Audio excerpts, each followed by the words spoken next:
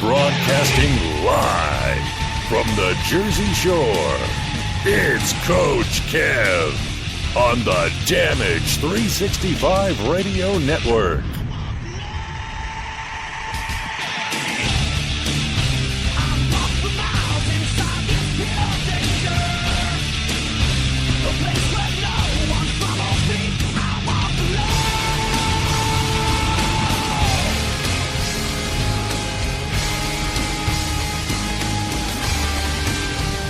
Welcome back, everybody, to another episode of Damage 365 Radio. This is episode number 2 of season number 3.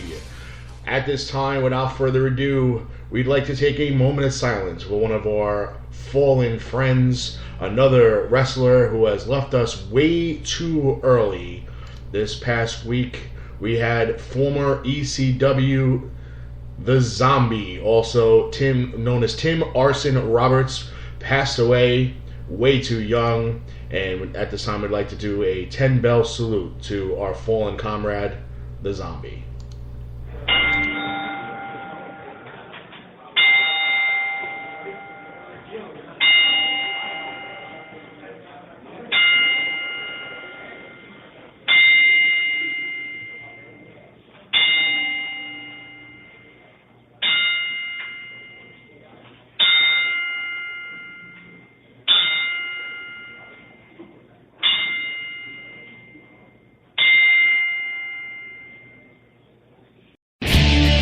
2KW Pro returns to take its next step Saturday night, January 17th in the Bronx, New York.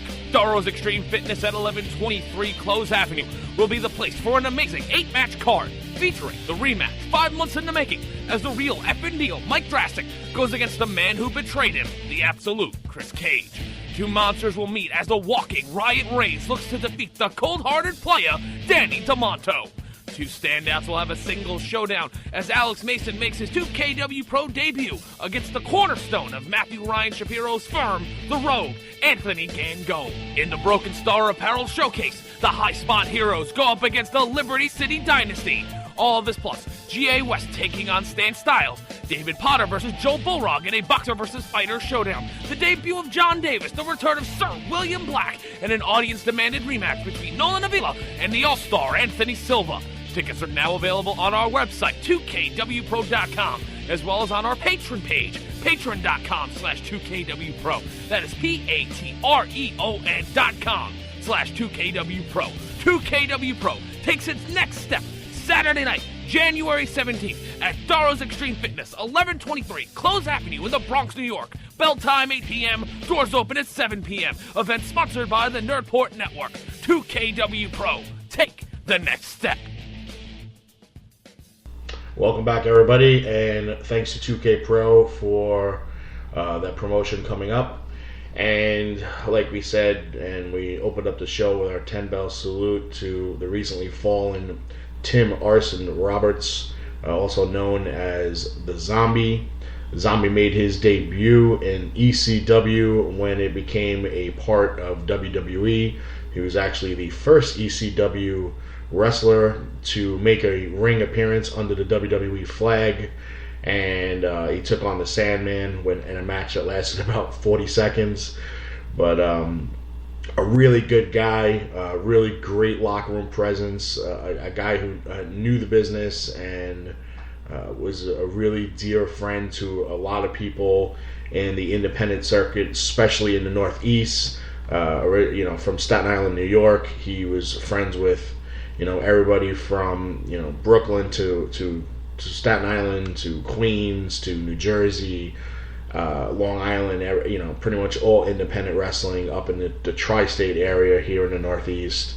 And it's again sad to see another wrestler leave us way too early for all the wrong reasons. And we send our prayers and our wishes out to his family and his children, and every time this happens, you just wish that other wrestlers just follow in the footsteps of guys like Scott Hall and Jake Roberts, and get the help you need. You being on this planet is a lot more important to other people more than you know. So again, just rest in peace, Tim Arson Roberts. Wishes and prayers to your family. Moving on, we have a great show lined up for you today. We had a sit-down interview yesterday, courtesy of RTP, Richie DeGreg Promotions, and with recently re-signed TNA star Mr. Anderson. We're going to play that momentarily. And we'll also have Warriors of Wrestling's Latin lover Chachi. He'll join us around 6:20, 6:25, around that time, and we'll talk a little wrestling with him and have him answer his critics and things along that nature. And obviously, I'm running solo today because I would have introduced to co-host by now, but it's Coach Kev hosting today. Nick DeBeard again on assignment, and we said last week that JT pretty much will not be involved in any live broadcasts. He only will be part of live appearances, conventions, wrestling shows, and things along that nature. More behind the scenes work than on the air. And we will be currently looking for another co-host that can offer some wrestling expertise and knowledge and, maybe some slapstick humor. Who knows? But if anybody's interested in being a co-host of Damage 365 Radio's flagship show, send us your credentials to damage365radio@gmail.com. Of course, you will have to be available every week on Sunday between the hours of 5:45 and 6:45. So let us know if you want to be part of the Damage 365 family. Speaking about that, we'd like to thank everybody who was listening in to Real Sports Talk with Kenny Kluska, as he broadcasts from 5 p.m. to 5:45 p.m. Eastern Standard Time. You got to check him out on his Spreaker page, and also Real Sports Talk with Kenny Kluska on Facebook. And be a fan of the page and be a fan of the show. He talks all about all sports. Currently right now we're in the NFL playoffs, and we are slowly approaching spring training and in Major League Baseball. We got almost mid-season of the NBA and NHL going on. So a lot of things going on in sports as the NFL season winds down. So, the great thing about the NFL season winding down is the baseball season's right around the corner. I mean, as cold as it is, it's been outside and, 15, 16 degrees. You still got those warm thoughts of, wow, baseball season's right around the corner. Another month, and pitchers and catchers will be reporting to Florida and to Arizona for spring training. So it'll be getting warm before you know it. Christmas lights are down. We're focusing on spring training, so can't wait.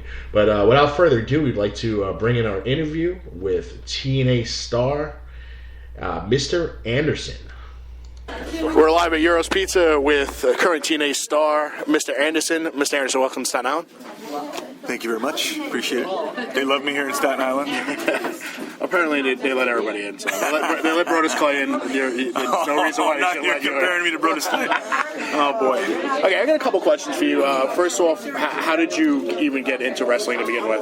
So, I remember, I didn't watch wrestling as a kid, but all my friends did, and I used to make fun of them for it, because I didn't understand, right? And when I was in my 20s, one of my friends sort of introduced me to it, and I immediately fell in love with it and realized that it was a good blend of all the things that I liked.